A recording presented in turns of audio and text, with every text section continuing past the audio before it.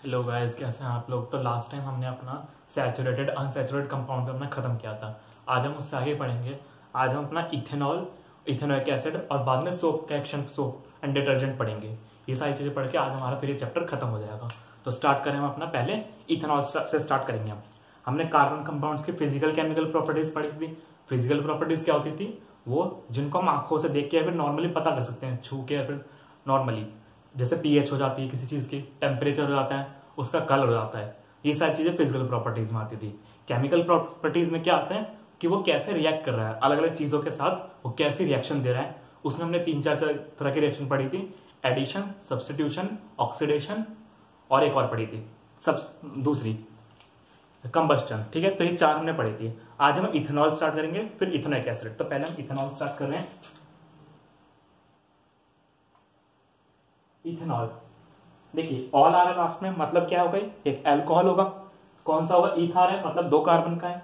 N आ रहा है मतलब सिंगल बॉन्ड होगा। तो ऐसा आपको इन्फॉर्मेशन पता करनी है। ईथ मतलब दो कार्बन, ठीक है, दो से लिख दिया हमने। एन मतलब सिंगल बॉन्ड और ऑल मतलब ओ एच ग्रुप। इस तरह तोड़ेंगे आप तो क्या बन जाएंगे? C2, इसे लिख लेते हैं, C2H5OH। दो कार्बन है, सिंपली अल्कोहल है एक तरह का। इस तरह का स्ट्रक्चर है इसकी। थोड़ी सी प्रैक्टिस करते रहिए इसकी। इस तरह से हर कार्बन के चार बॉन्ड पूरे कर दीजिए। ये इसकी स्ट्रक्चर। इसके यूजेस क्या है, क्या क्या यूज होता है इसके, पहले वो पढ़ते हैं फिजिकल प्रॉपर्टीज में। फिजिकल प्रॉपर्टीज क्या है, पॉइंट्स लिख लीजिए। It is a good solvent used in industries, in medicines. Example here, tincture of iodine याद रखिए। tincture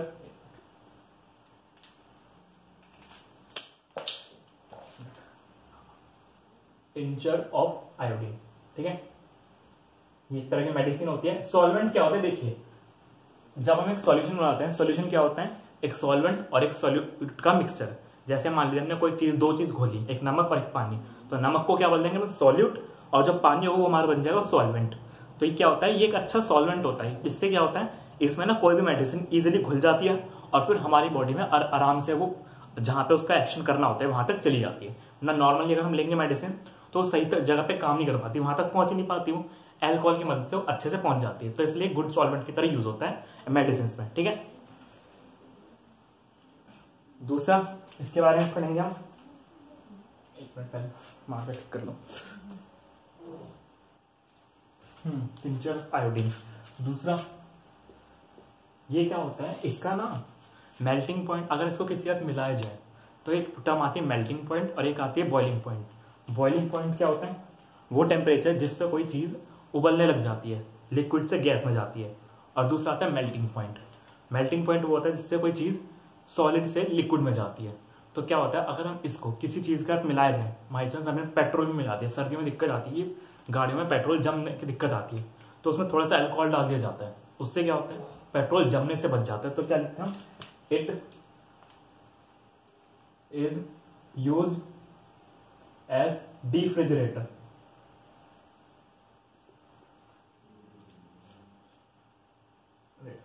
मतलब जो चीजों को जमने से रोके, जमने से रोकेगा एक, अगर इसको थोड़ा सा गाड़ी में डाल दिया जाएगा। दूसरा एक ड्रिंक की तरह यूज होता है, यूज्ड एज अ ड्रिंक। और इसके कंजप्शन से क्या दिक्कत आएगी? पहला, लिवर डैमेज की दिक्कत आ सकती है, और ब्रेन पे भी असर पड़ सकता है। ब्रेन मेल फंक्शन, अगर इसका कंजप्शन किया जाए तो लंबे टाइम तक फंक्शन, ठीक है। ये होते हैं इसकी प्रॉपर्टीज। दूसरा, अब दो चीजें पढ़नी है अल्कोहल में। क्या? पहला एक वर्ड आएगा एब्सोल्यूट अल्कोहल। एब्सोल्यूट अल्कोहल क्या होता है? वो अल्कोहल जो प्योर होता है बिल्कुल, नॉर्मली जो भी ड्रिंक्स वगैरह में आता है वो मिक्सचर होता है, उसमें थोड़ा पानी में मिलाया जाता है, प्योर अल्कोहल नहीं मिलता। तो अगर प्योर अल्कोहल होता है, बिल्कुल एब्सोल्यूट प्योर अल्कोहल बोलते हैं हम, एब्सोल्यूट अल्कोहल जिसमें 100% अल्कोहल हो, वो अल्कोहल इतना खतरनाक होता है, जरा सा भी लेंगे हम तो उसमें डेथ की प्रॉब्लम भी आ सकती है, तो वो हार्मफुल होता है, वो सिर्फ लैबोरेटरीज में यूज होता है। प्योर अल्कोहल, एक टर्म आएगी डीनेचुरेशन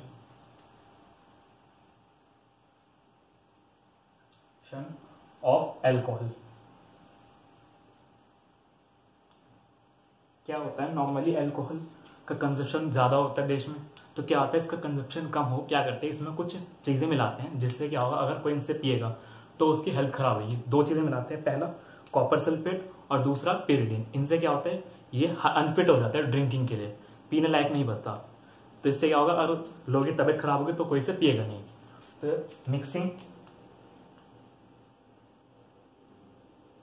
ऑफ अल्कोहल विद दो चीजें, copper sulphate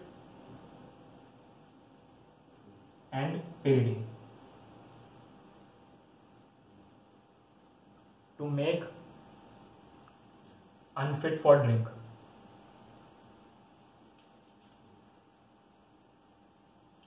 fit for drinking, drinking के लिए अनफिट बनाया जाता है। ठीक है, ये लाइन इंपॉर्टेंट है, ये दो वर्ड क्या क्या मिलाए जाते हैं। ठीक है, ये सारी चीजें। अब इसकी कुछ रिएक्शंस हैं, ये रिएक्शन कैसे करते हैं कंपाउंड के साथ, तो उसमें से एक है, पहली रिएक्शन है कम, ये तो फिजिकल प्रॉपर्टीज की, इसका कलर वगैरह कैसा है, स्मेल इसकी कुछ होती नहीं है ज्यादा, बहुत लो स्मेल होती है इसकी, अल्कोहलिक स्मेल बोल सकते हैं उसे, अल्कोहलिक स्मेल। ठीक है, नाम इसका अल्कोहलिक स्मेल है जैसा, ठीक है, अल्कोहलिक स्मेल होती है और काफी लो होती है। तो अब इसकी केमिकल प्रॉपर्टीज में पढ़ते हैं, रिएक्शंस, बेसिकली रिएक्शंस पढ़नी है इसकी हमें। देखिए अल्कोहल क्या होता है, ये एक अच्छा बेस होता है, अच्छा नहीं होता, थोड़ा सा बेसिक नेचर का होता है अल्कोहल। तो बेसिक नेचर का होता है, तो बहुत स्ट्रॉन्ग बेस नहीं होता, बहुत लाइट बेस होता है, थोड़ा सा बेसिक नेचर का होता है, इसलिए हम इसे हैंड सैनिटाइजर की तरह भी यूज करते हैं कि बेसिक नेचर का होता है, और साबुन भी हमारा बेस होता है, तो इसलिए इसे वहां पे यूज किया जाता है हैंड वॉशिंग के लिए। तो बेस की तरह होता है, तो क्या लिखेंगे हम, कहीं कहीं जगह लेकिन हमने बताया नॉर्मली तो बेस है, लेकिन अगर इससे ज्यादा स्ट्रॉन्ग बेस आ जाएगा ना कहीं, तो ये थोड़ा एसिडिक बिहेव करेगा। कैसे, देखिए एसिडिक भी बिहेव कर सकता है और बेसिक भी। पहले लिखेंगे point, it is a mild base but can react as acid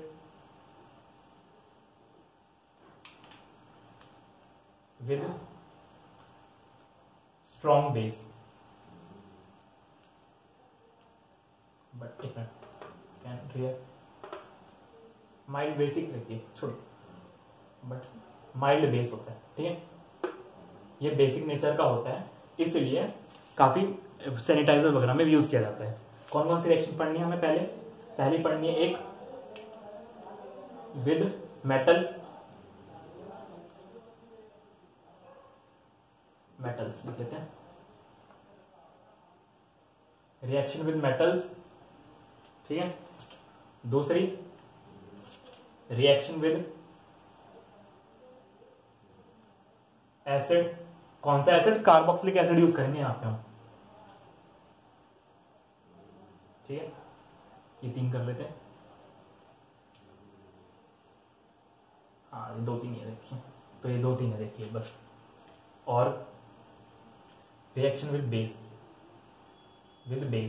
ठीक है, यहाँ पे कोई रिएक्शन होगी, ये तीन रिएक्शन है हमें जो पढ़नी है यहाँ पे, तो भाई इसे नोट करिए पूरा, फिर स्टार्ट करते हैं।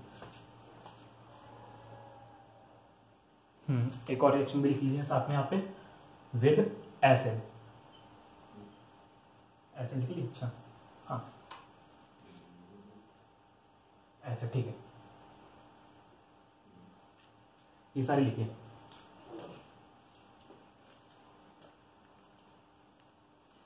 देखिए यहाँ पे एसिड की ना दो तरह की रिएक्शन है, एसिड की एक तो होगी कार्बोक्सिलिक एसिड के साथ रिएक्शन, ऑक्सिलिक एसिड, और दूसरी होगी HCl के साथ। तो ये 2 रिएक्शन होंगी यहाँ पे एसिड की। तो एक बार ये सारी चीजें हमारे को जो रिएक्शन पढ़नी स्टार्ट कर रहे हैं आगे, इसे देखिए। चलिए हम देखते हैं।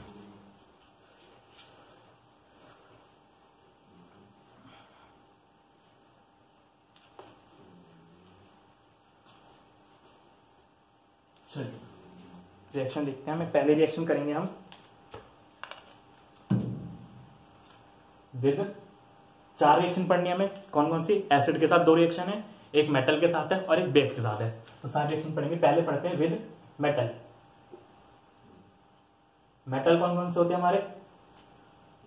सोडियम होता है, मैग्नीशियम होता है, एल्यूमिनियम होता है और भी बहुत सारे होते हैं हमारे मेटल। हमने 3 एग्जाम्पल लिए। क्या होगा? एल्कोहल लेंगे हम, इसकी रिएक्शन करेंगे मेटल के साथ। ये मेटल क्या करेगा? यहां पे देखिए, यहां पे ना मेटल के साथ क्या करता है अल्कोहल? वैसे तो एक स्ट्रॉन्ग बेस है हमने बताया, but can act as acid. Base ठीक है, हाँ, and can act as acid. हाँ छोड़िए, ऐसी ठीक है। एल्कोहल के साथ रिएक्ट करेगा, क्या होगा?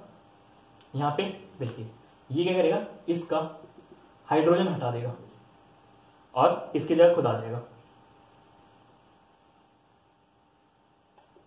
देखिए कब ये एक्ट करेगा हमारा बेस की तरह।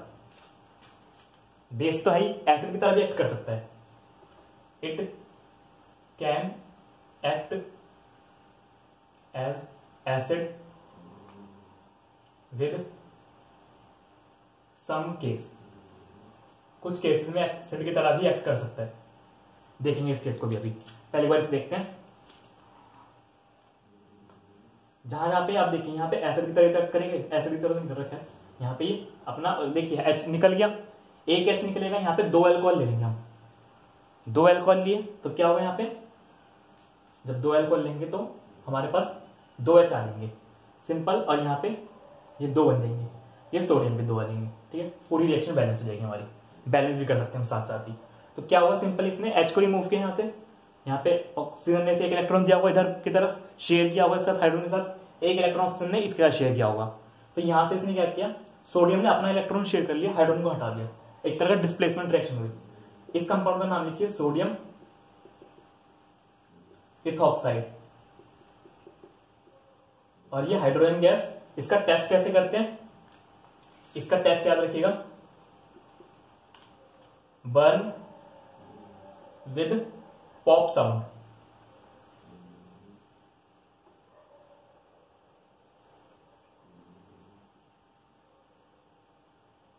ठीक है, ये रहता है। दूसरा, अब आगे देखते हैं। पहली रिएक्शन में पढ़ी, दूसरी रिएक्शन कौन सी हमारी? ये सारी चीज आ रही है। तो बस यहाँ पे क्या हुआ? सिंपल इसने साथ रिएक्शन करी। इस कंपाउंड का नाम दिया हमने सोडियम इथॉक्साइड। अगर हम यहाँ पे प्रोपेनॉल ले लेना तो हमारा क्या बन जाएगा? Sodium propane oxide. Propane oxide, ethoxide था, प्रोपेन ऑक्साइड बन जाएगा। वो जो से यहाँ पे लेंगे उसका ही ऑक्साइड बन जाएगा, सोडियम इथॉक्साइड। मिथेनॉल लेते तो मिथॉक्साइड बोल देते, प्रोपेन लिए तो प्रोपेन ऑक्साइड, ब्यूटेनॉल लेंगे तो ब्यूटेनॉल ऑक्साइड, ब्यूटेन ऑक्साइड। ठीक है, ये रहेगा हमारा। सिंपल इसने हाइड्रोजन को रिप्लेस कर दिया और खुद जगह ले ली। पहली रिएक्शन। दूसरी रिएक्शन देखते हैं, विद बेस देख लेते हैं पहले। विद बेस, बेस में क्या क्या होता है हमारा? देखिए, एक तो NaOH होगा, दूसरा Na2CO3 होगा और NaHCO3। ये 3 हमारे बेसिस होंगे हमारे यहाँ पे जो यूज होंगे। इन तीनों के साथ इसकी कोई रिएक्शन नहीं होती है, याद रखिएगा। कोई सा भी बेस लेंगे, बेस इनमें से तीनों में से कोई सा भी ले लीजिए, तीनों का आंसर सेम आएगा, नो रिएक्शन। ठीक है, दूसरी रिएक्शन खत्म हो गई। अब तक हमने पहली पढ़ी, पहली बन गया सोडियम इथॉक्साइड। अब आएंगे एसिड वाली। एसिड वाली लिख लेते हैं एक साथ ही, एसिड वाली ऐसे लिखते हैं। ठीक है, एसिड की दो हैं। पहली है हमारी एस्टरिफिकेशन,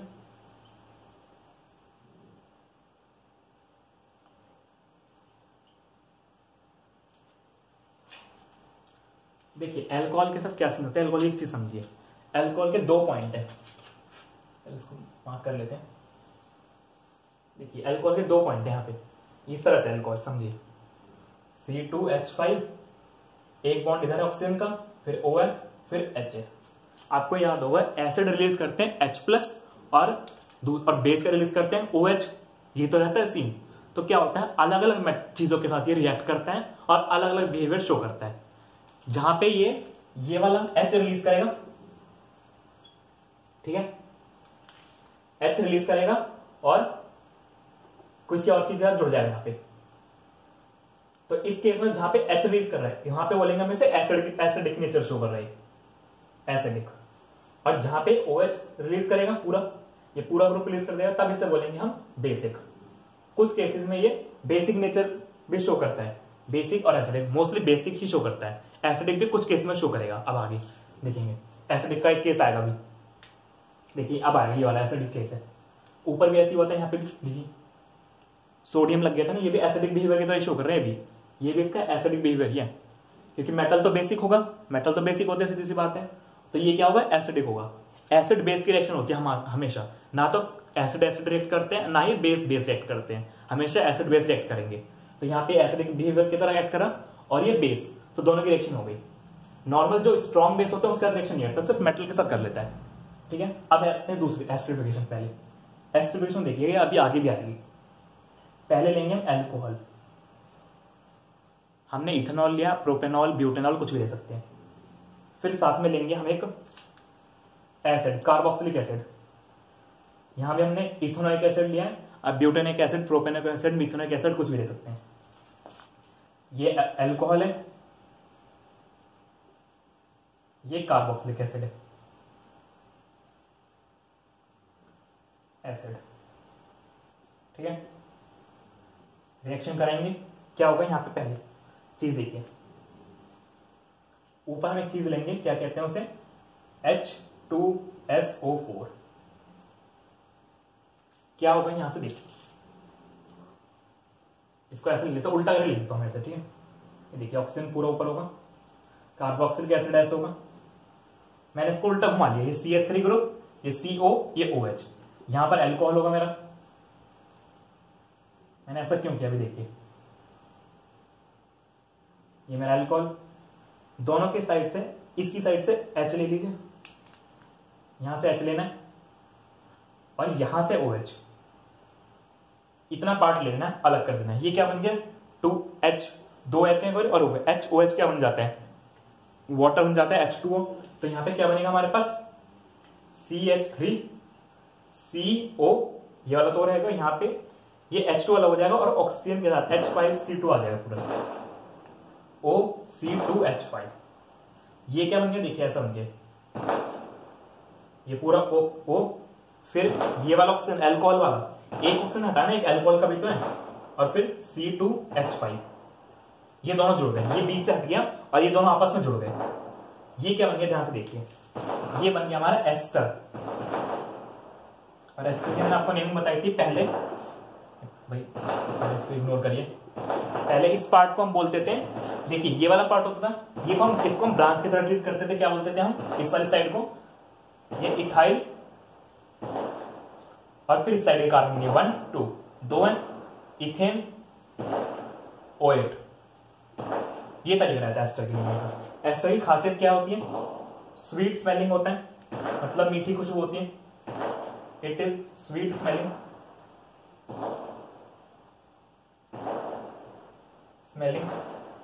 यूज होता है, यूज इन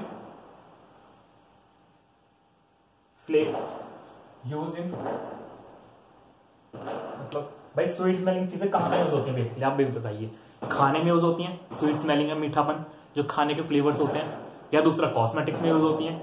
दो ही जगह होती है जहां हमें अच्छी खुशबू चाहिए होती है, खाने में या फिर सजाने में, तो दोनों जगह यूज होगा, यूज इन कॉस्मेटिक्स,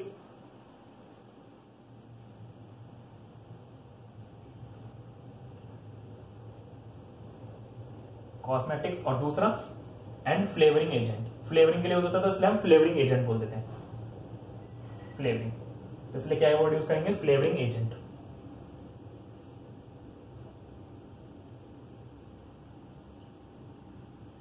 एजेंट, इस पे कोई वैल्यू बेस्ड क्वेश्चन आ सकते हैं, जैसे बोलते हैं कि कोई बच्चा बाहर कैंडी खाने गया, उसने देखा कि उसे ऑरेंज फ्लेवर की उसने कैंडी ली, तो उसके बारे में जानना चाह रहा है कि उसमें ऑरेंज कैसे आया।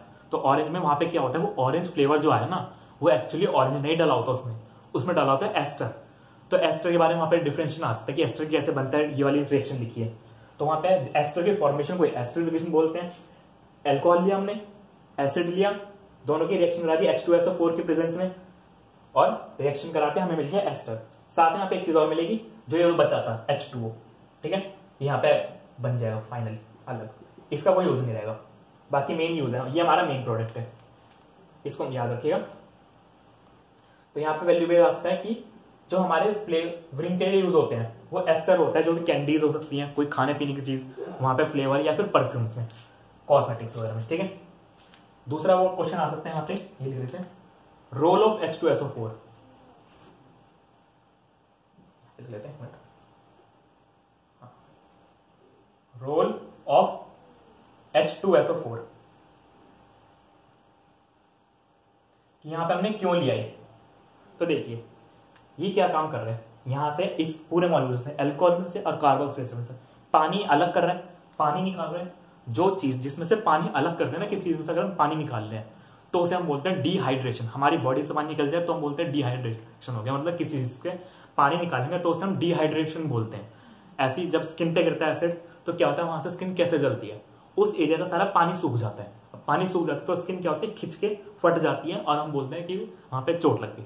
बेसिकली एसिड का काम इतना होता है कि वो पानी सोखता है हमारी स्किन से, हमेशा एसिड पानी ही सोखेगा। तो ठीक है, इसलिए हम इसे बोलते हैं डिहाइड्रेटिंग एजेंट।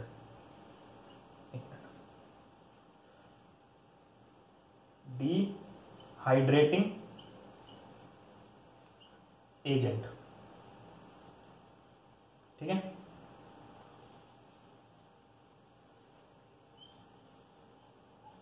ये रहता है रोल ऑफ H2SO4। ये जरूर लिख लिया कि रोल ऑफ H2SO4 का रोल पूछते हैं तो लिखेंगे it act as a dehydrating agent. Dehydrating agent क्या होता है, जो पानी निकाल दे किसी चीज में से, मतलब कंपाउंड में से पानी अलग कर देगा। पानी अलग किया इसने तभी तो हमारा एस्टर बन पाया, पानी अलग करके। तो ये इसका रोल आता है। कहाँ यूज होता है एस्टर, स्वीट स्मेलिंग होता है, कॉस्मेटिक्स में यूज होता है, और फ्लेवर में यूज होता है, फ्लेवरिंग बनाने में, जितने भी कैंडीज वगैरह फ्लेवर आते हैं खाने पीने के, ये सारी चीजें लिखी है। तो एसिड की एक रिएक्शन थी अभी थर्ड में से, अभी एक टाइप की रिएक्शन हो रही है, पहले से लिखिए, ठीक है। चलिए आगे देखते हैं। जैसा कि हमने बताया अल्कोहल एसिडिक की तरह और बेसिक की तरह, दोनों की तरह काम करते हैं। यहाँ पे अभी तक एसिड की तरह काम कर रहा है, यहाँ पे भी एसिड की तरह काम किया, यहाँ पे भी एसिड की तरह काम किया, ठीक है। यहाँ पे थोड़ा बेसिक की तरह काम कर गया, मोस्टली बेसिक ही होता है, ज्यादातर बेसिक की तरह करेगा, कुछ जगह एसिड की तरह काम करता है। जब ठीक ठाक सा बेस आएगा मोस्टली एसिड की तरह ही काम करेगा, सॉरी बेसिक की तरह, बेसिक की तरह ही काम करता है हमेशा, कुछ केसेस को छोड़ के, जैसे 2 केस पढ़े हमने। अब आएगा देखिए, अब ये बेसिक की तरह काम करेगा। जो बंदा दोनों के साथ रिएक्ट हो जाए, कोई एसिड के साथ भी रिएक्ट हो रहा है, बेस के साथ भी रिएक्ट हो रहा है, हमने बताया हमेशा एसिड और बेस की रिएक्शन हो रही है। मान लीजिए कि एसिड के साथ रिएक्शन कर रहा है, एसिड तो है ही, तो इसका मतलब ये बेस होगा ना, तभी तो काम रिएक्शन हो पा रही है। अगर ये भी एसिड होगा तो रिएक्शन कैसे होगी, तो वहां पे बेस की तरह एक्ट करता है। और कहीं कहीं जगह जहां हमने बेस ले रखा पहले से ही और वहां पे भी रिएक्शन हो रही, तो मतलब ये एसिड की तरह काम कर रहा है उस टाइम। जैसे अभी हमने ऊपर देखा था मेटल बेसिक होता है, तो वहां पे एसिड की तरह काम कर रहा था वो, ठीक है। अब आगे देखते हैं एसिड की next reaction, fourth with acid. Acid कौन सा लेंगे आपके, HCl ले सकते हैं या फिर H2SO4 लिए, H2SO4, ठीक है। क्या होगा देखिए, C2H5OH। इसकी स्ट्रक्चर बना लें हम खोल के पूरी, कोई दिक्कत तो नहीं है। मैंने ये देखो एल्कोहल में उसको यहां पे बना लिया भाई, यहां से यहां सॉल्यूशन में कोई दिक्कत नहीं है, और बाकी इसका H होगा यहां पे, ठीक है। ये रिएक्शन बना ली। अब देखिए क्या होगा, यहां पे क्या होगा, इसमें सिर्फ H2SO4 ले लें हम, यहाँ देखिए, यहाँ रखिए, क्या लेंगे, कंसंट्रेटेड H2SO4, वहां पे भी कंसंट्रेटेड H2SO4 ही लेंगे। अब देखिए इस एसिड का काम क्या बताया था हमने आपको, पानी निकालना, डिहाइड्रेटिंग एजेंट है, वहां भी यही कर रहा था, यहां भी यही करेगा। कैसे करेगा, पानी निकालना, हमने क्यों नीचे लिखा देखिए, ये H ये OH, दोनों को अलग कर दीजिए और जोड़ दीजिए। देखिए यहां से एक बॉन्ड फ्री हो जाएगा, कार्बन में जब H हट जाएगा, यहां से एक बॉन्ड फ्री हो जाएगा, दोनों आपस में बॉन्ड मिलकर डबल बॉन्ड बन जाएगा बीच में। कैसा बन जाएगा, ऐसा, ये ऊपर H ये सामने H, और एक बीच में डबल बॉन्ड बन गया, प्लस पानी अलग हो गया। इस रिएक्शन को हम डिहाइड्रेशन रिएक्शन बोलते हैं। ठीक है, डिहाइड्रेशन हो रहा है, पानी निकल रहा है एक तरह से, वो तो वहां पे भी डिहाइड्रेशन रहा था, लेकिन हमने वहां पे एस्टर बन रहा था तो इसने नाम एस्टरिफिकेशन दे दिया। अब हर काफी रिएक्शन में, वाटर तो ऑलमोस्ट काफी रिएक्शन में निकलता है, हर रिएक्शन को अगर हम डिहाइड्रेशन बोलेंगे तो काम नहीं चल पाएगा हमारा, फिर पता नहीं चल पाएगा किस रिएक्शन की बात हो रही है। तो इसलिए डिहाइड्रेशन, यहाँ पे डिहाइड्रेशन ही हो रहा है। और ये कंपाउंड, ये कौन सा कंपाउंड बन गया वो देखिए, ये क्या हमारा इथीन, या आपको डबल बॉन्ड के लिए ट्रिपल बॉन्ड होता तो इथाइन, ये तरीका रहता है। तो यहाँ पे एक बार नोट करिए, हमारा यहाँ पे अल्कोहल वाला पोर्शन पूरा खत्म हो गया। ठीक है, अब स्टार्ट करेंगे हम इथेनोइक एसिड, बार नोट करिए। हाँ चलिए देखते हैं।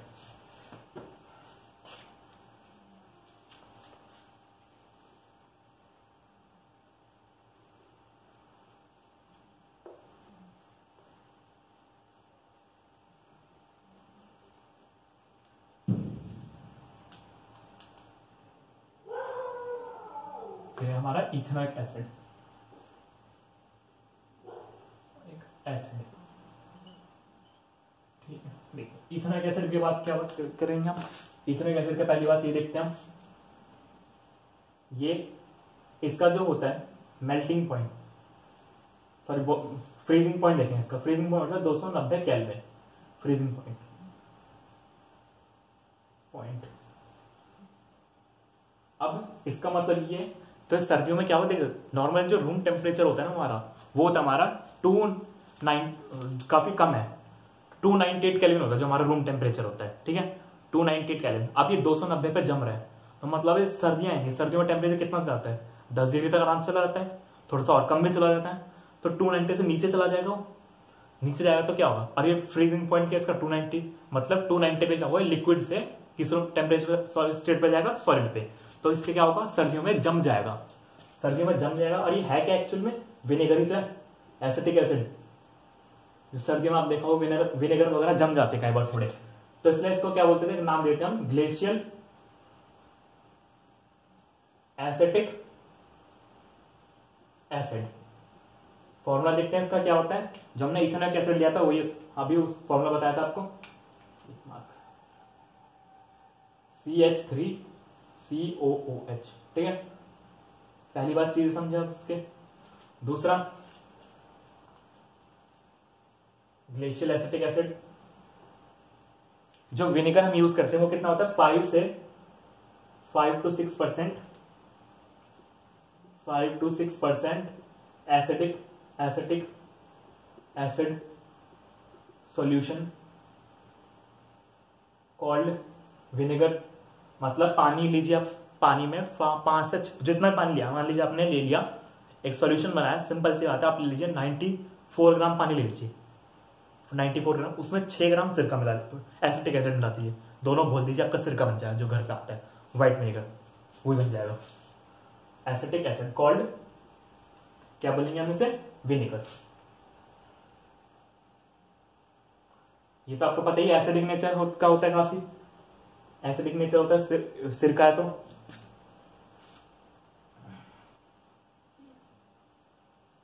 एसिडिक नेचर होगा। अब इसकी कुछ प्रॉपर्टीज देखेंगे, ये 2-3 प्रॉपर्टीज है।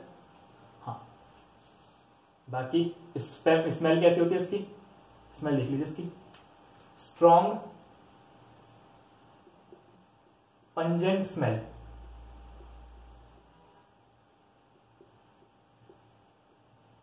होती है इसकी, स्ट्रॉन्ग पंजेंट।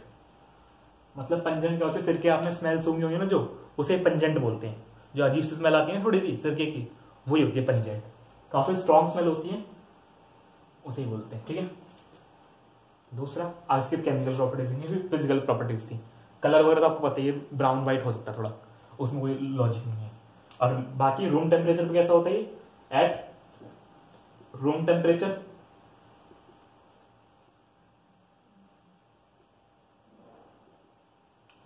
उस तब क्या बोलेंगे हम, लिक्विड।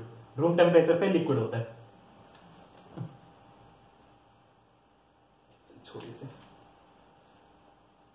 लिक्विड होगा।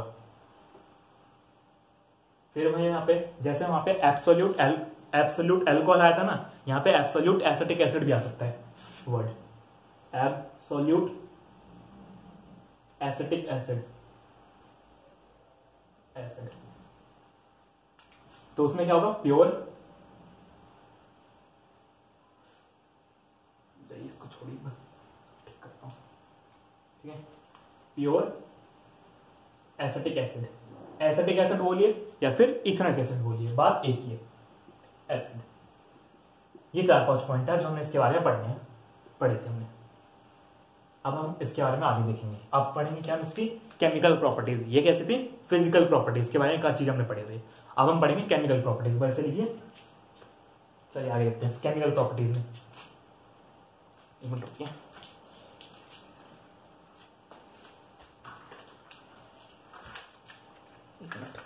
इनको डाल देता हूँ।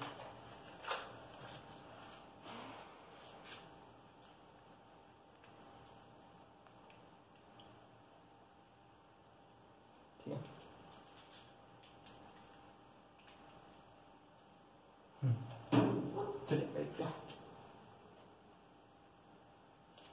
चलिए केमिकल प्रॉपर्टीज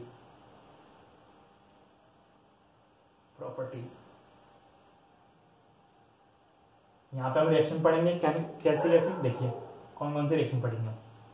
यहाँ पे हमें काफी सारे रिएक्शन पढ़नी है। पहली है विद मेटल, जैसा कि हमने पढ़ी थी।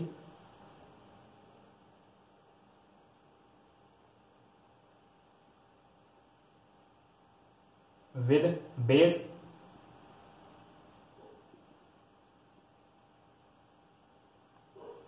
With alcohol. यह रिएक्शन हम पढ़ चुके हैं, अगर की एसिड की अल्कोहल के साथ या अल्कोहल की एसिड के साथ, बात तो एक ही है। यहाँ पे कौन सी रिएक्शन होगी, एस्टरिफिकेशन वाली, विद अल्कोहल। और अल्कोहल की आपको याद होगा, एक रिएक्शन हमने कल भी पढ़ी थी अल्कोहल की, कौन सी थी, ऑक्सीडेशन रिएक्शन। आपको याद है, जहां पे हमने ऑक्सीडेशन किया था अल्कोहल का, एसिटिक एसिड में बनाया था। कौन कौन से 2 रिएजेंट लिए थे हमने, एसिडिफाइड K2Cr2O7 पोटेशियम डाइक्रोमेट, या फिर एल्कलाइन KMnO4 पोटेशियम परमैंगनेट। ये भी अल्कोहल की रिएक्शन थी, उसे भी यहाँ पर नोट कर सकते हो, कोई बात नहीं है। बाकी हमने उसे केमिकल प्रॉपर्टीज में लिखवा दिया, वहां से देख सकते हैं, कोई दिक्कत वाली बात नहीं है। फिर reaction with alcohol, acid, base, ठीक है, ये 2-3 हाँ, ये 2-3 है, ठीक है। बाकी तो सैपनिफिकेशन है, उसको हम सोप में पढ़ेंगे, ठीक है, सोप की फॉर्मेशन। चलिए सोप फॉर्मेशन यहीं से पढ़ लेंगे, सैपनिफिकेशन, इसे सोप के साथ पढ़ेंगे। ये सारी रिएक्शन एक बार आप इसे नोट करिए। ठीक है, चलिए आगे स्टार्ट करते हैं। वो यहीं पे रिएक्शन देख लेते हैं, आपको ज्यादा इजी रहेगा। एक चलिए मिटाई लेते हैं, पूरा समझ में आएगा।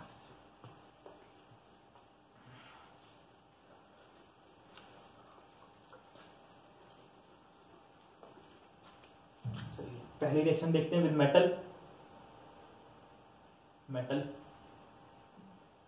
सेम रिएक्शन होगी, यहाँ पे कोई फर्क नहीं रहेगा। लास्ट में जहां पे वहां पे आपको याद होगा H हट गया था और सोडियम आ गया था, सेम वही रिएक्शन यहाँ पे होगी। CH3COO, लास्ट वाला जो H है ना ऑक्सीजन का जुड़ा है, उसको हटा दीजिए और वहां पे सोडियम लगा दीजिए, बस नाम लगा हुआ। देखते हैं एक बार, देखते हैं कैसे बनेगा। देखिए मान लीजिए हमने इथेनॉइक एसिड लिया, आप प्रोपेनॉइक एसिड के साथ भी कर सकते हैं। हमने बताया हम कोई भी कार्बोक्सिलिक एसिड ले लेंगे और उससे रिएक्शन हो जाएगी विद मेटल। हमने सोडियम ले लिया, क्या होगा, CO, यहाँ पे H हटा दीजिए और सोडियम लगा दीजिए, ठीक है। और साथ में हाइड्रोजन के 2 H अलग कर दीजिए, यहाँ पे बैलेंस कर लीजिए। अब एक चीज और आएगी, जब ये रिएक्शन होती है थोड़ा धुआं भी निकलता है, इसलिए वर्ड यूज करते हैं हम, ब्रिस्क एफरवेंस यूज करते हैं, ब्रिस्क एफरवेंस। तो ये एक तरीका होता है जिससे हम अल्कोहल और इथेनॉइक एसिड में डिफरेंस कर सकते हैं। आपके एनसीईआरटी में क्वेश्चन दे रखा है, डिफरेंशिएट करिए अल्कोहल को और उसको इथेनॉइक एसिड को। तो पहला डिफरेंस आपने देखा यहाँ पे, क्या देखा कि यहाँ पे रिएक्शन हुई, जब रिएक्शन कराई हमने मेटल के साथ, अल्कोहल में सिंपल रिएक्शन हो जाती है, वो कोई ज्यादा झंझट नहीं होता। लेकिन यहाँ पे पता ही नहीं चलता मेरी रिएक्शन हो भी गई अल्कोहल में तो, लेकिन यहाँ पर जब रिएक्शन करेंगे तो आपको धुआं उठता दिखाई देगा, तो आपको पता चल जाए जब आपने मेटल डाला कि वो इथेनॉइक एसिड था या फिर अल्कोहल था, समझ जाएंगे इथेनॉल था।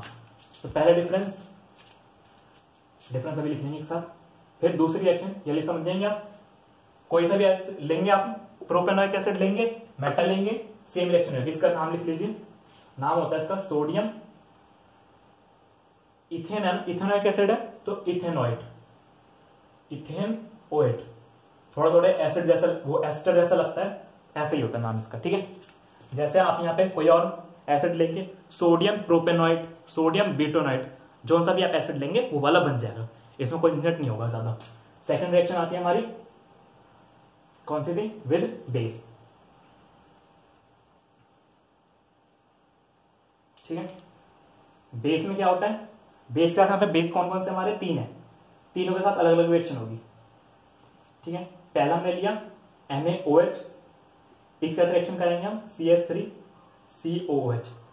एक चीज देखिए, हमने बताया था आपको एसिड और बेस रिएक्शन होती है, ये क्या है, एसिड है, और ये क्या है, बेस है, तो सीधी सी बात है एसिड बेस रिएक्शन होगी। एसिड बेस रिएक्शन आपने पहले पढ़ी होगी, जब भी एसिड बेस रिएक्शन होती है तो क्या होता है, एक सॉल्ट बनता है, मतलब एक कंपाउंड बनेगा दोनों मिक्स होके, और साथ में पानी बनेगा, तो वही रिएक्शन यहां पे होगी। देखिए यहां से H निकल जाएगा और सोडियम आ जाएगा, और ये वाला H सोडियम के OH के साथ चला जाएगा, H की जगह ये आ गया, और ये वाला H कहां चला गया, इसके साथ चला गया। क्या बन गया हमारा, फिर से वही सोडियम इथेनॉइट बन गया, वही बनेगा हर जगह। पहली रिएक्शन ही हुई। दूसरे रिएक्शन में देख लेते हैं, दूसरे रिएक्शन में हम कौन सा यूज करेंगे, Na2CO3 CH3COH, सेम रिएक्शन यहां पे भी होगी, फिर से वही करिए, सोडियम इथेनॉइट बना दीजिए और फिर पानी बना दीजिए। एक चीज और ऐड कर लीजिए यहाँ पे, क्योंकि CO कार्बन भी तो है ना यहाँ पे, CO2, तो यहाँ पे साथ में CO2 और बना दीजिए। यही रिएक्शन सोडियम इसके साथ होगी, और यहीं पे रिएक्शन होगी सोडियम हाइड्रोजन कार्बोनेट, इसको बोलते हैं हम सोडियम कार्बोनेट, इसको बोलते हैं सोडियम हाइड्रोजन कार्बोनेट या फिर सोडियम बाइकार्बोनेट, लिख देते हैं सोडियम बाइकार्बोनेट या फिर हाइड्रोजन कार्बोनेट।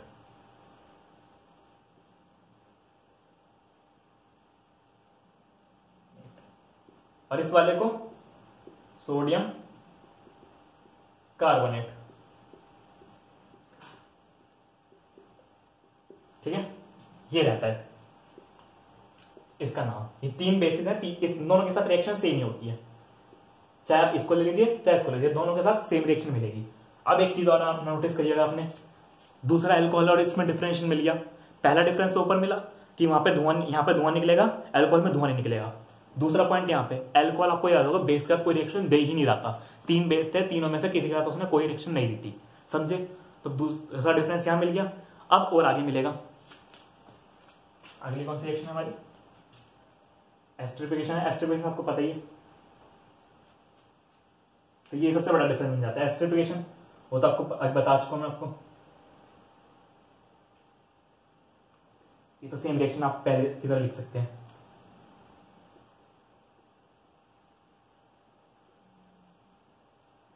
तो दो डिफरेंस आपको पता चले अल्कोहल में और बेस में। तीसरा डिफरेंस अभी हम और देख सकते हैं आगे,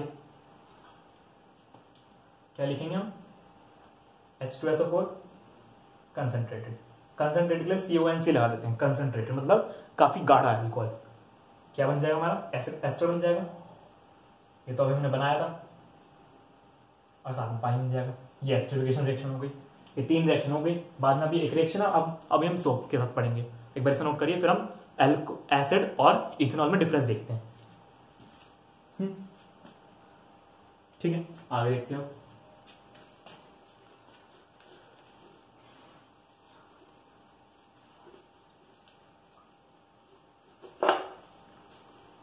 देखिए दो तीन डिफरेंस लिख लीजिए।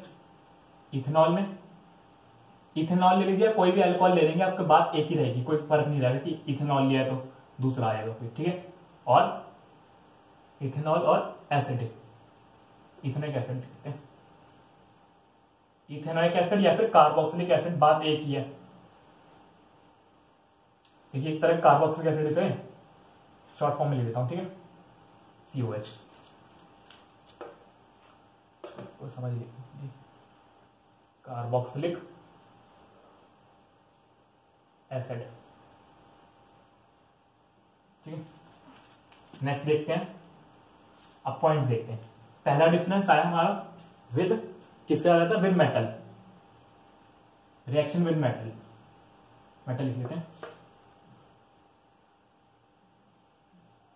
Ethanol no don't show brisk effervescence, brisk effervescence मतलब वो धुआं, जो धुआं निकलता है, जो झाग एकदम से धुआं उठा जब मेटल की रिएक्शन हुई, उसी को ब्रिस्क एफरवेंस बोलते हैं। याद रखेंगे, वर्ड आ सकता है ब्रिस्क एफरवेंस। दूसरा, इसने मेटल के साथ शो की थी, विद मेटल शो ब्रिस्क एफरवेंस, ठीक है। नेक्स्ट पॉइंट आया हमारा विद बेस, यहां पे लिख देंगे हम नो रिएक्शन,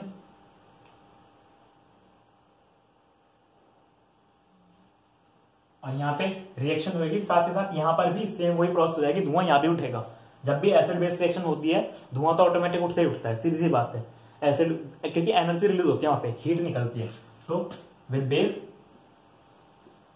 ये भी शो करेगा ब्रिस्क एफरवेंस। क्योंकि देखिए जब हम डिफरेंस कर रहे होते हैं ना लैब में, तब हमें ऐसी रिएक्शंस करनी होती है कि जिससे हमें कुछ ऑब्जर्व हो। अब नॉर्मल रिएक्शन कर दिया, क्योंकि आधी रिएक्शन ऐसी होती है, रिएक्शन हो जाती है, कोई कलर में चेंज नहीं आता, कोई धुआं नहीं निकलता, हमें पता नहीं चलता रिएक्शन हुई नहीं हुई। तो यहाँ पे हमें कुछ ऐसी चीजें करनी होती है जब हम टेस्ट कर रहे होते हैं कि ये है, फिर ये इथेनॉल है, इथेनॉइक एसिड, तो हम कुछ ऐसा करते हैं जो हमें दिखाई दे आंखों से, ऑब्जर्वेबल हो। या तो कलर हो सकता है, टेम्परेचर हो सकता है, कुछ भी ऐसा, सिर्फ कलर टेम्परेचर वगैरह कुछ तो दिखे हमें, या स्मेल कोई आने लगे, कोई स्मेल आ जाए उससे हमें पता चल जाए। तो ये सारी चीजें हमें ऑब्जर्व करनी होती है, ठीक है। तो यहाँ पे धुआं निकल रहा है तो हमें पता चल जाएगा, show reaction, show same brisk effervescence लिख देंगे, एफरवेंस आना चाहिए,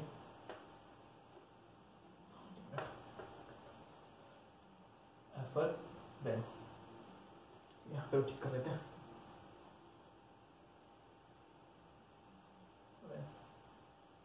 नेक्स्ट पॉइंट लिखेंगे, नेक्स्ट पॉइंट आएगा हमारा पीएच पेपर का, विद पीएच पेपर।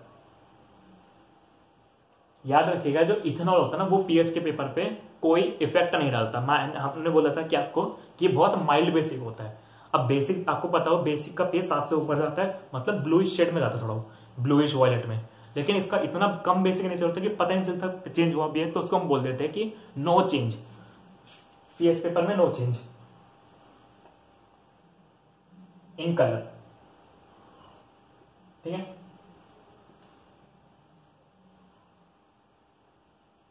दूसरा, with pH paper change red, change into red. सीधी बात है, एसिड है तो रेड में चेंज करेगा ही। ये डिफरेंस होते हैं हमारे इथेनॉल और इथेनोइक एसिड में से, लिख लीजिए, आपका क्वेश्चन आ सकता है ऐसा, ठीक है। इसके आगे हम सोप स्टार्ट करते हैं, ठीक। अब पहले सोप समझते हैं, फिर उसके मैकेनिज्म समझेंगे, फिर आगे फॉर्मेशन समझेंगे।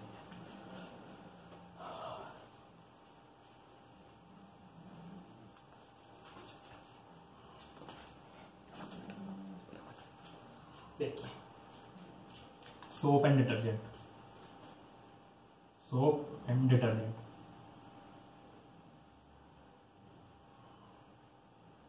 याद रखिए पेपर में आपको सोप बोले डिटर्जेंट बोले, दोनों का आंसर आपको सेम है, चिपकाना है। लिखेंगे, अब देखिए क्या लिखें, पहले ही समझ लेते हैं कि होते क्या है आखिर। Soap and detergent are long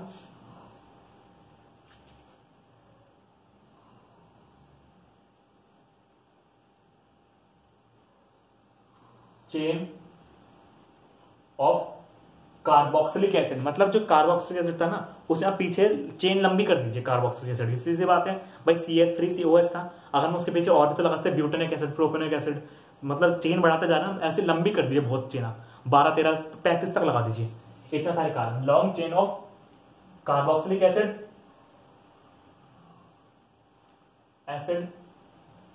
और फैटी एसिड। हाँ, जब भी कार्बोक्सिलिक एसिड की चेन लंबी होती है ना तो हम उसे फैटी एसिड बोल देते हैं। जो हमारी बॉडी में फैटी एसिड्स बनते हैं ना वो क्या होता है, simple long chain of carboxylic acid ही होते हैं वो, ठीक है। तो फैटी एसिड वर्ड भी लिखा हो सकता है, बताते हैं आपको कैसा होता है। Fatty acid react with metal, reacted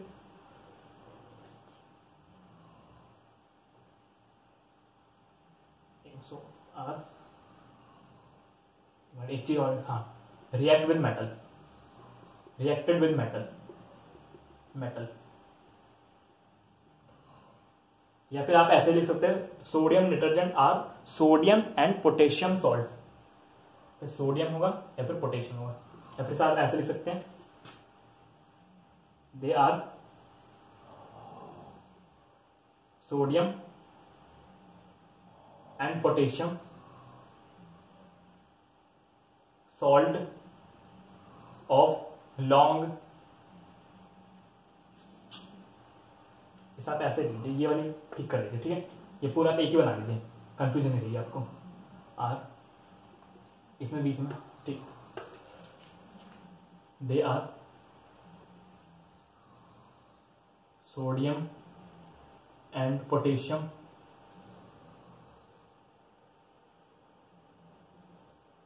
salts of, हाँ ये definition, they are sodium and potassium salts of long carboxylic acid या फैटी एसिड चेन्स, ठीक है। देखते हैं कैसे होती है, सिंपल बनाते हैं। ये हमने बोला सोडियम पोटेशियम सॉल्ट्स, मान लीजिए ये हमारा अल्कोहल ग्रुप कार्बोक्सिलिक एसिड का ग्रुप है, यहां पे हमने बोला आपको सोडियम जुड़ा हुआ, सोडियम या फिर पोटेशियम भी जुड़ा हो सकता है, और उसके बाद यहाँ पे मान लीजिए काफी सारे कार्बन है ऐसे, ठीक है, ऐसे हमने काफी सारी लंबी चेन बना दी। तो ऐसे बनाते जाएंगे, क्या करते हैं हम इसको बहुत लंबा बनाते हैं, कहां तक चलाते हैं, ऐसे करते करते हम चेन बनाते हैं। कब तक बनाते हैं, करीब जब यहां पे 35 कार्बन हो जाए, हाँ यहां पे 34 कार्बन, 34वां कार्बन, ठीक है, 34वां कार्बन होगा यहाँ पे, तब छोड़ देंगे हमसे, यहाँ पे 34th कार्बन, देखिए 34 कार्बन ये हो गए, 34 35 कर लीजिए, पूरा 35 लेंगे, हाँ पूरे 35, ठीक है, ये पूरे 35 कार्बन होते हैं, 35 कार्बन की चेन होती है, ऐसा बनाते जाएंगे 35 कर लीजिए, बीच में भी ऐसा पूरा डॉट डॉट कर लीजिए, ये 35 तक जा रही है चेन। हमने क्योंकि लॉन्ग चेन बोला ना, हमने long chain of fatty acid, sodium potassium salt of long chain of carboxylic acid, carboxylic acid की लॉन्ग चेन कर दी, कहां तक 35 तक, 35 तो बहुत लंबी हो जाएगी ना, तो वो होते हैं सोप या डिटर्जेंट। इस कार्बोक्सिलिक एसिड की चेन को हम फैटी एसिड भी बोलते हैं, यही कार्बोक्सिलिक एसिड है और यही फैटी एसिड, ठीक है, फैटी एसिड। तो दो कोने बने, आप देखिए यहां पर दो कोने बनेंगे आपके सामने, पहला एक पोर्शन आ रहा है ये वाला हमारे पास, ठीक है,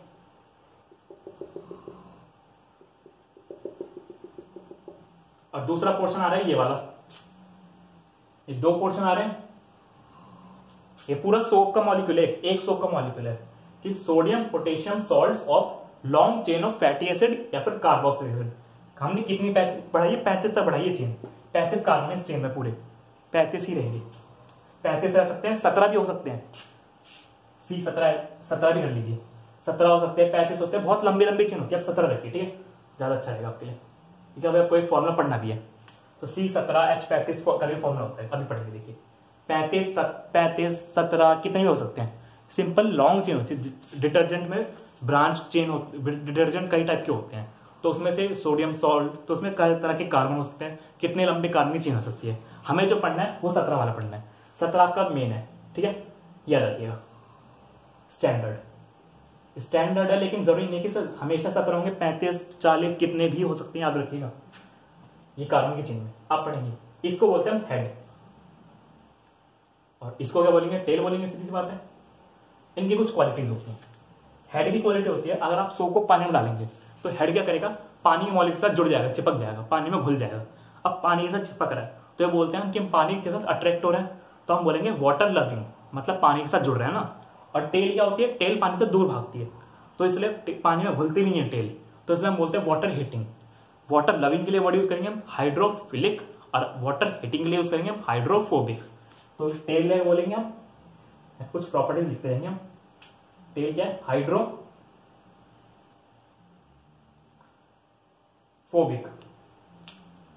यानी वाटर हीटिंग, पानी से दूर भागने वाली,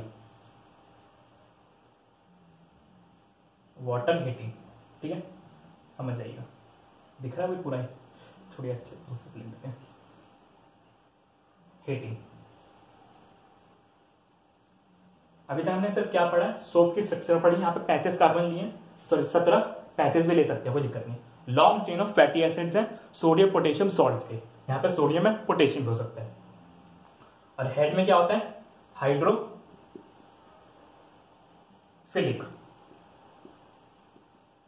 यानी वाटर लविंग। एक बात आप याद रखिए, जितने भी हमारे कार्बन कंपाउंड्स होते हैं ना, जितने भी कार्बन की चीज होंगे वो कभी भी पानी में घुलती नहीं है, सारी की सारी वाटर हीटिंग होती हैं। अब सीधी आती है कार्बन की चीजें, तो ऑब्वियस बात है वाटर हीटिंग, इसलिए तो बोला हमने से कि कार्बन की जितने भी चीजें होती हैं तो वो सारी वाटर हीटिंग होती है। अब सवाल आता है कि अल्कोहल कैसे घुल जाता है, तो अल्कोहल का अलग रीजन है, वो हमारे सिलेबस में नहीं है, फिर भी आप याद रखिए उसमें हाइड्रोजन बॉन्डिंग बनती है। याद रखिए, जैसे आप इतना नाम याद रखिए, हाइड्रोजन बॉन्डिंग की वजह से क्या होता है, अल्कोहल पानी में घुल जाता है। अदरवाइज कार्बन का कोई भी कंपाउंड पानी में नहीं घुलेगा, वो हाइड्रोफोबिक होगा, हाइड्रोफिलिक नहीं होगा। अब जो चीजें पानी में नहीं घुलती है ना, वो कार्बन कंपाउंड में बहुत अच्छे से घुलती है। सीधी सी बात है, कार्बन कार्बन तो घुले, और मेटल वाले पानी में घुलते हैं, जितने भी मेटल्स के होते हैं। कार्बन कार्बन में घुलेगा, जो अपने का अपने के साथ घुल जाएगा, जो अपने अपने जैसे बंदा होगा। कार्बन कार्बन के साथ, मेटल पानी के साथ। ठीक है, तो क्या होता है, अब जब मान लीजिए हमने कपड़ा है, कपड़े में घुमाया, इतना आ चलो टेल, ये 2 पॉइंट याद रखिए। अब इसके रिएक्शन 8, तो हेड और टेल समझी, ये 2 पॉइंट याद रखिए। ठीक है, सोडियम पोटेशियम सॉल्ट्स, एक बार इसकी ये 2 पॉइंट है। अब इसकी प्रिपरेशन देख लेते हैं। प्रिपरेशन के लिए एक वर्ड आता है सैपोनिफिकेशन, लिखते हैं, बाकी इसके मैकेनिज्म पढ़ेंगे अभी कि कैसे ही साफ करता है कपड़े को। सैपोनिफिकेशन मतलब रिएक्शन कैसे बनता है, क्या करना है आपको, सिंपल सी बात है, आपको कुछ नहीं लेना। क्या लेना है, देखिए एस्टर लेना है। एस्टर कौन सा लेंगे, सवाल आता है। आप लेंगे C17, हमें सोप बनाना है ना, ये वाला सोप बनाना, तो C17 H35 COO C2H5। Book में क्या करते हैं, ये रिएक्शन यहाँ पे CH3 वाली दिखा देते हैं बुक में, उन्होंने ये रिएक्शन C17 से कर रखी है, उन्होंने ऐसे दिखा रखी है।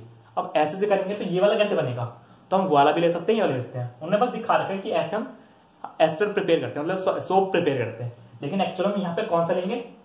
ठीक है, दोनों लिख देंगे आपके लिए हम।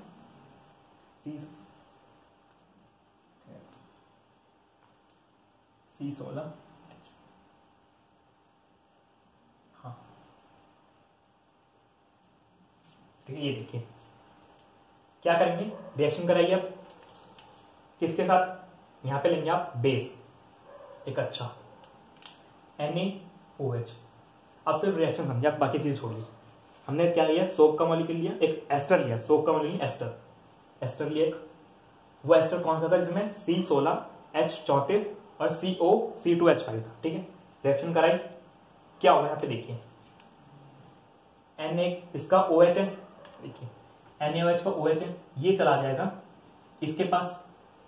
ठीक है, दूसरा बचा सोडियम, ये चला जाएगा यहां पे, बस जुड़ जाएंगे, रिएक्शन हो जाएगी।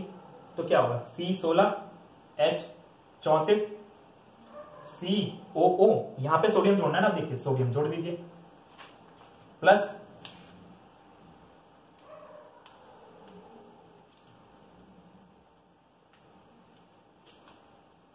सोलह 35 कर लीजिए, हाँ ठीक है, 16 35 कर लीजिए, 17। ठीक है, 17 लिया हमने COOH, अब यहां पे जुड़ गए, अब क्या करेंगे आप 17 कर लिया, अलग अलग तरह के होते हैं, हम स्टैंडर्ड पढ़ेंगे, ठीक है। H35 यहाँ पे 35 करिए इसे, 34 नहीं, थोड़ा सा चेंजिंग है, ठीक है। 35 और साथ में क्या लेंगे, एक एल्कोहल लेंगे। भाई ये वाला इसके साथ गया है, ये सोडियम इसके साथ गया है, थोड़ी सी मिस्टेक हो जाती है, ठीक है। ये देखिए ये जो बना हमारा, ये होता है सोप या फिर डिटर्जेंट।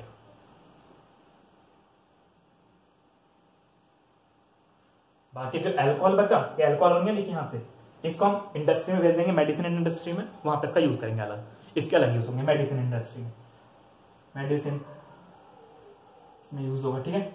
यूज मेडिसिनल यूज, ठीक है। दूसरा बचा ये वाला, यहाँ पे हमने आपको रिएक्शन सबसे सिंपल से आता है, हमने क्या लिया, C17H35 COO C2H5, इसके रिएक्शन में कराई बेस से। आप यहाँ पे कोई सा लेता हूं, बुक में ऐसा वाली दे रखी रिएक्शन, बुक में ये दे रखा है, हमने नॉर्मल एसिड लिया है, इथाइल इथेनॉइड, उसके साथ बेस लिया है,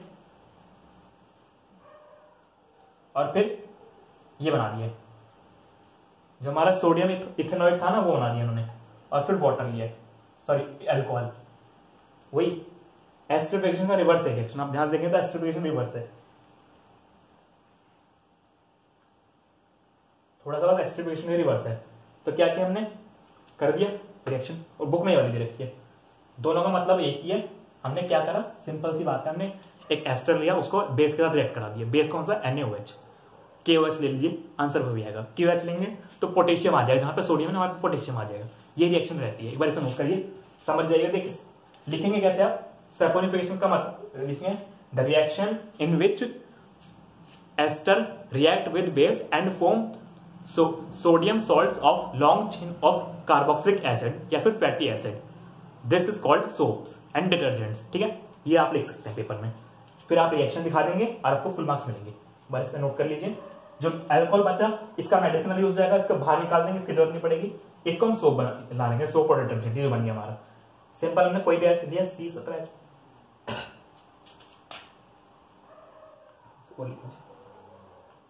हाँ। और रही बात यहाँ की, हमने स्टैंडर्ड 17 लिया, आप कोई और भी ले सकते हैं, यहां से पूरी चेन काउंट कर ली, 17, 18, 20 कितने भी हो सकते हैं, कार्बन चेन में कोई फिक्स नहीं होता जो सोप है, लेकिन जो स्टैंडर्ड सोप है जो हमें पढ़ना है उसमें 17 है, ठीक है। तो सोप का फॉर्मूला क्या होता है, यहाँ पे लिख देते हैं हम, सोप का फाइनल फॉर्मूला ये जो है ना, C17H35, ये हमारा सोप का फाइनल फॉर्मूला, ठीक है। C17H35 COONA, सोप है हमारा, ठीक है। इसको सेक देते हैं लाल से, अच्छा लगेगा, ठीक है। सोप, ये हमारा चीज है सारी, बस नोट करिए। अब हम पढ़ेंगे इसकी मैकेनिज्म, ठीक है, बस देखिए, ठीक है। चलिए बस हमारा लास्ट मैकेनिज्म रह गया, अब स्टार्ट करें मैकेनिज्म।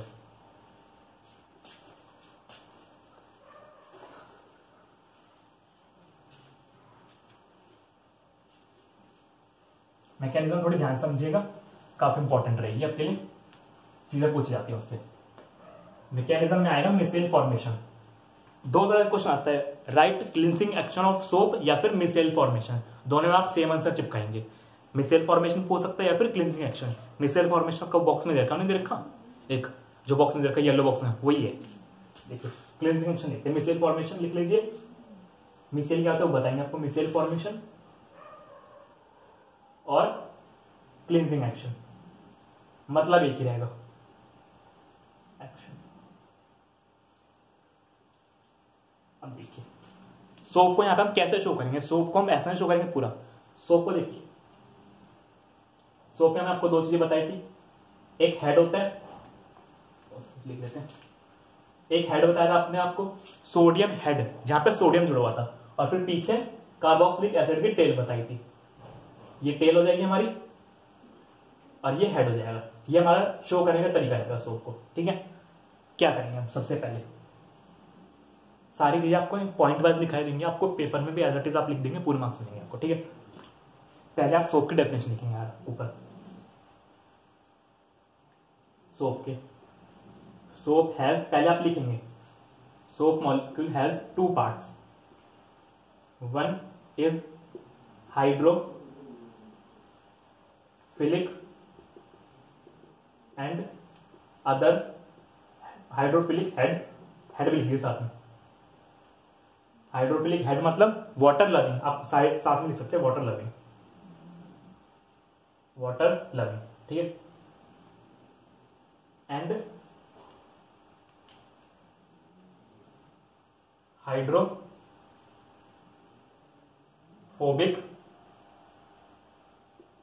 टेल, ठीक है। ये आप डिस्क्रिप्शन में देंगे, ये आप एक्सप्लेन करेंगे पहले सोप है क्या क्या, सोप में क्या क्या चीजें हैं, ठीक है। कितनी चीजें समझे आप।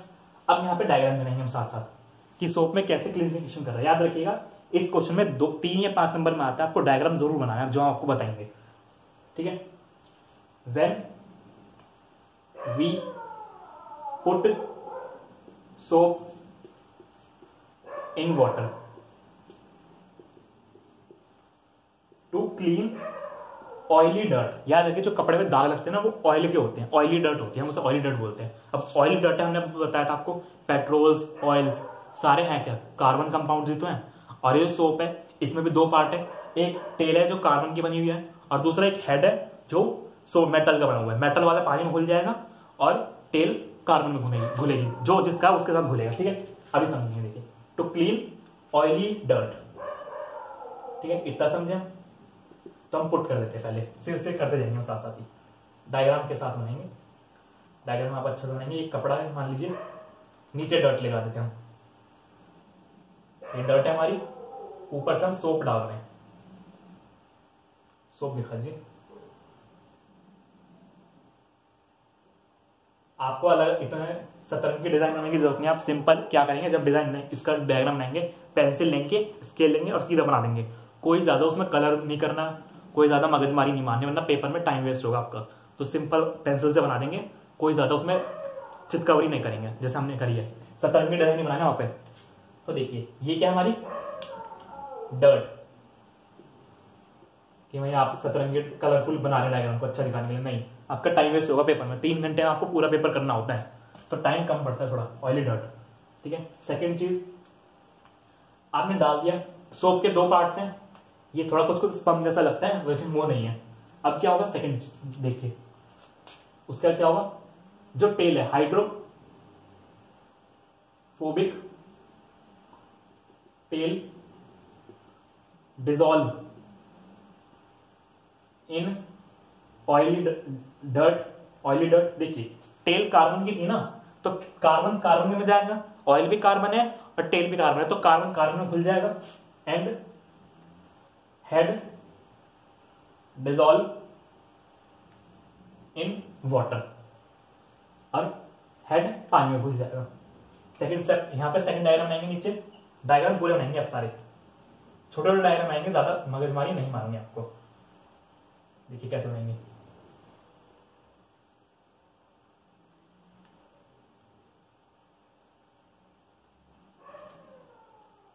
सोप के मॉलिक्यूल आप ऐसे शो करेंगे,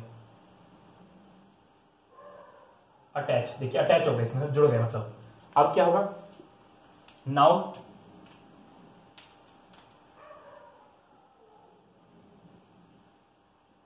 soap molecules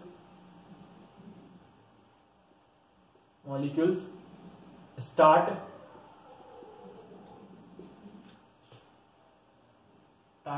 pulling upward to dirt. Dirt को ऊपर की तरफ खींचना शुरू कर देंगे। बस इंग्लिश हमारी बहुत ज्यादा अच्छी नहीं है, थोड़ा एडजस्ट चलता है, समझ जाइएगा। मतलब उन्होंने क्या किया, सोप मॉलिक्यूल्स ने इस डर्ट को ऊपर की तरफ खींचना शुरू कर दिया। यहाँ पे काफी सारे मॉलिक्यूल होंगे ना सोप के, एक मॉलिक्यूल तो होगा नहीं, ये हमारे सोप मॉलिक्यूल जो बना रहे हैं आपको, ठीक है। इसको थोड़ा और ऊपर की तरफ खींच दीजिए। नेक्स्ट बनाइए यहाँ पे,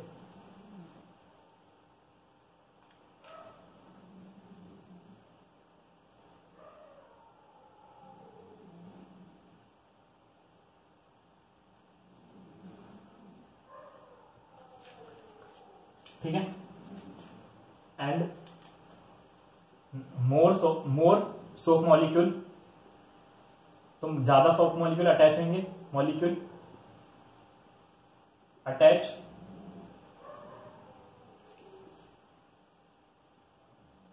and after some time and then they form, अब यहां से important, a circular structure.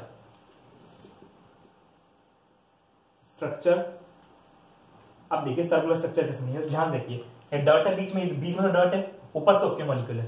Circular structure in which dirt is at centre.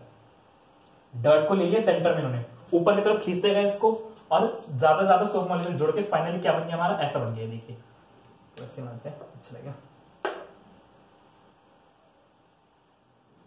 देखिए ऐसा हो गया, डर्ट आ गई बीच में और सोप के मॉलिक्यूल से चारों तरफ जुड़ गए।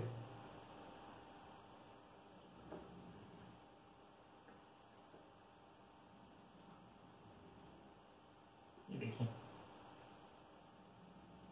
ये पूरी स्ट्रक्चर बन गई, ठीक है, ये बन गया, ये सर्कुलर स्ट्रक्चर बन गई। एंड इसी को हम बोलते हैं micelle. It is called, and this is called micelle formation. Micelle formation, micelle, this is called micelle, ठीक है। इसी स्ट्रक्चर को बोलते हैं मिसेल। ये जो सर्कुलर स्ट्रक्चर बनी है ना आपकी, ये भाई डर्ट तो सेंटर में होगी, डर्ट को अलग अलग दिखा देते। ये डर्ट है सेंटर में, ठीक है, इसको बोल देंगे डर्ट, और ये क्या होगा हमारा सोप। ये चार डायग्राम आप बनाएंगे एज इट इज पेपर में साथ में। और अब क्या होता है, पूरा एकदम से नहीं उतरता, क्या होता है, हम कपड़े को कई बार पीटते हैं। क्यों पीटते हैं, कि क्या होता है सोप, ठीक है, अलग तो होते हैं, लेकिन क्या रहता है, थोड़े से कपड़े के ऊपर कोई रहते हैं। अब कपड़े के ऊपर रहते हैं ना, तो अलग नहीं हो पाते अच्छे से, कई बार पूरी तरह नहीं खींच पाए, थोड़े कपड़े के ऊपर भी आ गए, काफी हद तक तो खींच लिया उसने। कपड़े जो स्ट्रॉन्ग जो चिपका हुआ था ऑयल, वो तो हटा दिया, लेकिन कपड़े के ऊपर ही अब भी थोड़ा, तो क्या करेंगे, अब इसे कपड़े को पीटेंगे। जो पीटते हैं, जो थपकी से पीटते हैं, दिखाते हैं, जो जिसके बचपन में बैट बॉल खेलते थे सब, तो क्या करेंगे, देन उसके लिए वर्ड यूज करेंगे हम एजिटेटिंग, थपकी से पीटने के लिए। देन आफ्टर सम एजिटेटिंग, याद रखिए वर्ड एजिटेटिंग, टेटिंग यानी थपकी से पीटना, पीटना लिख देते हैं, समझ जाएंगे अब, पीटना। आवर क्लॉथ इज क्लीन्ड, उसके बाद हमारा जो कपड़ा है वो साफ हो जाएगा। इसे एक बार लिख लीजिए। और एक चीज और आती है, जब भी मिसेल बनते हैं, मिसेल बनते हैं तो पानी में झाग भी बनता है। झाग के लिए वर्ड आता है लेदर फॉर्मेशन, इन विच, यहां पे लिख दें इसका 7वां पॉइंट, सम लेदर, लेदर वाली लेदर ही, लेदर की जैकेट, लेदर यानी झाग, झाग लिख देते हैं, झाग, ठीक है।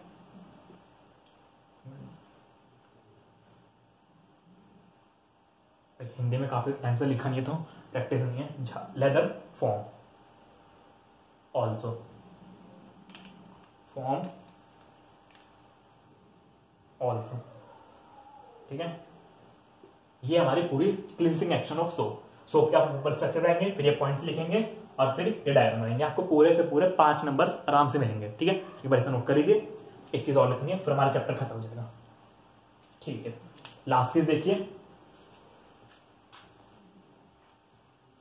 बस फिर आपका ये चैप्टर खत्म है आज।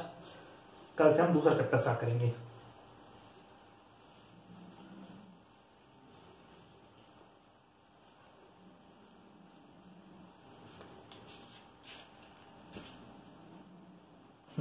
देखिए टाइप्स ऑफ वाटर, वाटर भी 2 टाइप का होता है।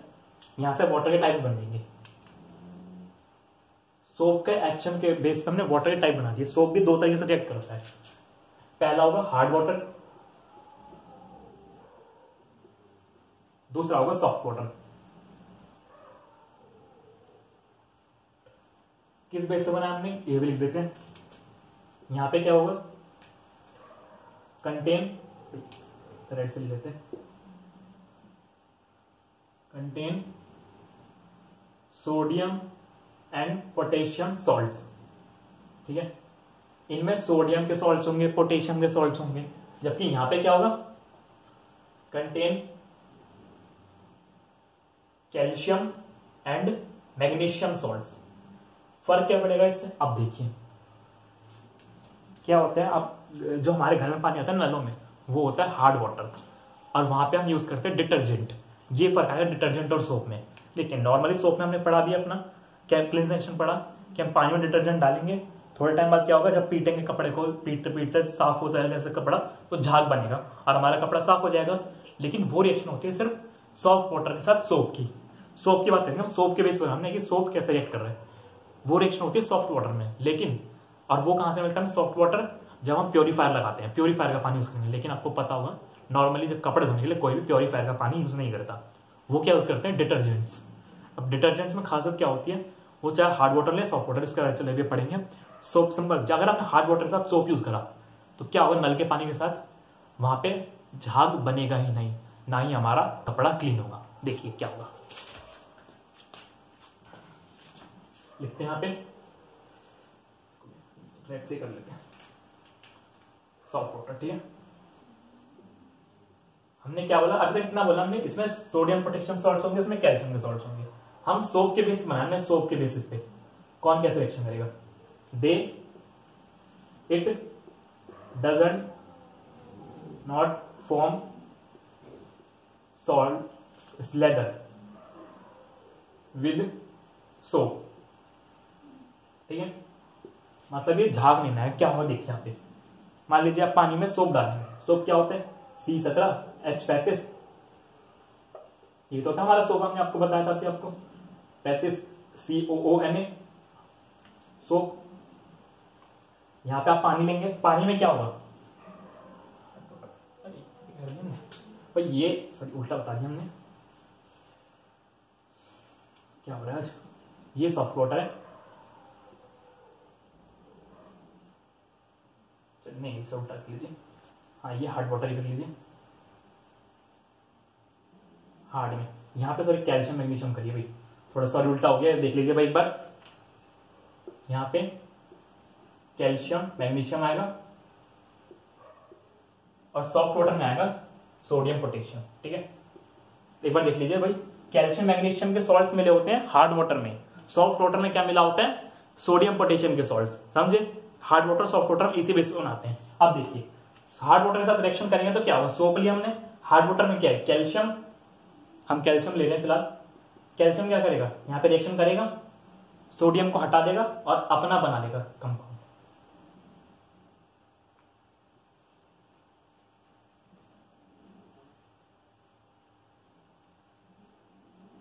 ये पूरा दो कर लीजिए, कैल्शियम की वैलेंसी के साथ बैलेंस कराने। ठीक है, ये देखिए क्या हुआ, सिंपल सोप था, कैल्शियम आया, मैग्नीशियम ले लीजिए, कैल्शियम मैग्नीशियम दोनों आ सकते हैं, और उसने क्या किया, यहाँ पे रिएक्शन करी, एक कंपाउंड बना दिया। सोप का क्या काम था, ये सोप जो जाता ऑयल की डर्ट के पास, उस ऑयल की डर्ट के पास गया ही नहीं, वो कैल्शियम के हाथ पे चढ़ गया, वो कैल्शियम के पास आ गया और उसने रिएक्शन करी।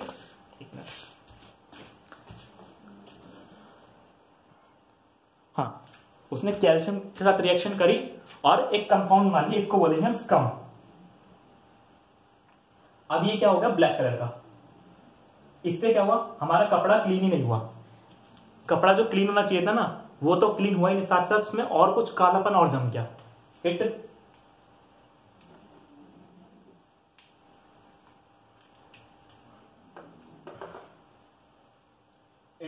कलेक्ट ऑन आवर क्लॉथ्स, उल्टा और गंदा हो गया हमारा कपड़ा, and our soap got waste, हमारा सोप भी खराब हो गया। ठीक है, सोप भी खराब हो गया हमारा, साथ ही साथ सोप खराब हो गया और हमारा कपड़ों पे क्या बन गया, काला काला स्कम जमा है। स्कम वर्ड याद रखें, स्पम मत कर दीजिएगा, काला काला स्कम। सिंपल देखिए आप, हार्ड वाटर में क्या था, कैल्शियम मैग्नीशियम के सॉल्ट्स थे, यहाँ पे लेदर नहीं बना, लेदर मतलब झाग नहीं बना, झाग बनने की वजह क्या हुआ, उसने रिएक्शन करी और काला काला स्कम बना लिया, और ये काला काला स्कम कपड़ों पे जमा हो गया और काले और कपड़े गंदे हो गए साफ होने की बजाय, और हमारा सोप भी क्या हो गया, वेस्ट हो गया। Got waste. ठीक है, ये देखिए ये तरीका रहा, ये हार्ड वाटर में रहा। अब सॉफ्ट वाटर में क्या होगा? सॉफ्ट वाटर में कुछ नहीं होगा, it form lather with soap. यहां पे रिएक्शन क्यों नहीं हुई? देखिए यहां पे रिएक्शन नहीं हुई इसलिए, वरना इसमें हमारा सोप बच गया। देखिए क्या हो गया यहाँ पे, यहां पर तो पहले से सोडियम, देखिए ये जो कार्बन सोप क्या होती थी? Sodium and potassium salts. और पानी में भी क्या है सॉफ्ट वाटर में? Sodium potassium salts. तो रिएक्शन होगी तो क्या होगा भाई? सोडियम सोडियम को रिप्लेस करेगा, उससे कोई फर्क पड़ेगा? नहीं पड़ेगा। तो यहां पर रिएक्शन होती ही नहीं है। तो यहां पे सोडियम ही है, रिप्लेस कर भी ले तो भी कोई फर्क नहीं पड़ेगा, नो रिएक्शन लिख देंगे। तो यहां पे रिएक्शन हुई नहीं, नो रिएक्शन। अब जब ये रिएक्शन नहीं हुई तो सोप चुपचाप से आराम से डर्ट के पास गया और क्लीन कर भी दिया हमने। क्लीन डर्ट, ठीक है, ये असर रहा। ये रहता है सॉफ्ट वाटर हार्ड वाटर में फर्क। इसे एक बार बना लीजिए।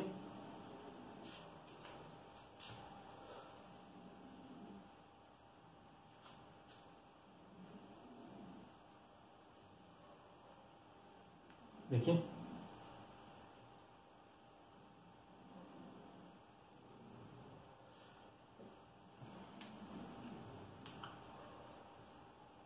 वाटर, ठीक है, ये रहता है। अब इसका कोई सोल्यूशन भी तो होना चाहिए। ऐसा तो होता है अब घर में कोई भी आरओ का पानी तो यूज करता नहीं है सॉफ्ट वाटर, तो क्या करते हैं इसका सोल्यूशन आता है डिटर्जेंट। सोल्यूशन, इसका आंसर है detergent. But detergent give same reaction, same, but detergent give leather. लेकिन डिटर्जेंट दोनों के साथ लेदर देता है, मतलब झाग देता है और कपड़े को क्लीन करता है, इसके साथ भी इसके साथ भी। Lather with both soft and hard water, ठीक है। सॉफ्ट के साथ भी रिएक्शन देगा वो, हार्ड के साथ भी रिएक्शन देगा। हार्ड वाटर मतलब सेम तरीका देगा कि लेदर बना देगा और अपना कपड़े को क्लीन करेगा, कोई ज्यादा रिएक्शन वगैरह देगा नहीं। जबकि सोप क्या करता है, लेदर की बजाय कम दे देते सॉफ्ट देते हार्ड वाटर में, और सॉफ्ट वाटर के साथ क्लीन करते थे। लेकिन ये दोनों के साथ करेगा, ये सॉल्यूशन है। अब एक दिक्कत, फिर क्या दिक्कत है? एक दिक्कत हो रहा है कि डिटर्जेंट से भी, डिटर्जेंट के साथ क्या दिक्कत है? डिटर्जेंट होते हैं हमारे नॉन बायोडिग्रेडेबल, दे आर, लिखेंगे नॉन बायोडिग्रेडेबल, ठीक है,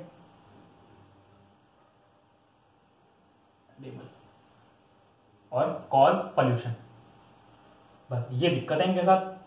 पॉल्यूशन कैसा? आप नदी पे कपड़े धोएंगे डिटर्जेंट से तो बायोडिग्रेडेबल तो है नहीं, ये नदी में जाएगा, जमा होने लगेगा नदी में, वाटर पॉल्यूशन क्रिएट करेगा। तो इसलिए ये दिक्कत है डिटर्जेंट के साथ। नदी पे आप कपड़े धोएं तो ये दिक्कत रहेगी। सोप यूज करेंगे, सोप ठीक है बायोडिग्रेडेबल तो है सोप, सोप के आगे लिख लीजिए, सोप बायोडिग्रेडेबल है, बायोडिग्रेडेबल है। लेकिन दिक्कत सोप के साथ फिर यही है, हार्ड वाटर के साथ वही रिएक्शन देगा, हमारे कपड़े साफ नहीं होंगे, तो थोड़ी सी दिक्कत रहती है। इसलिए डिटर्जेंट हमें ऐसा यूज करना चाहिए। डिटर्जेंट में भी कई तरह के आते हैं, जो कुछ डिटर्जेंट होते हैं जो बायोडिग्रेडेबल भी होते हैं, ज्यादातर नॉन बायोडिग्रेडेबल होते हैं। अच्छे तरह डिटर्जेंट्स आते हैं कुछ जो थोड़े महंगे रहते हैं, लेकिन वो थोड़े बायोडिग्रेडेबल होते हैं, तो उससे नदी वगैरह पानी खराब नहीं होता, तो हमें वो यूज करने चाहिए। ये चीजें रहती है, बस इसे समझिए पूरा। हार्ड वाटर था कैल्शियम मैग्नीशियम सॉल्ट्स थे, सॉफ्ट वाटर था सोडियम पोटेशियम सॉल्ट्स थे। लेदर नहीं बनाया हार्ड वाटर ने, सॉफ्ट वाले ने लेदर बनाया।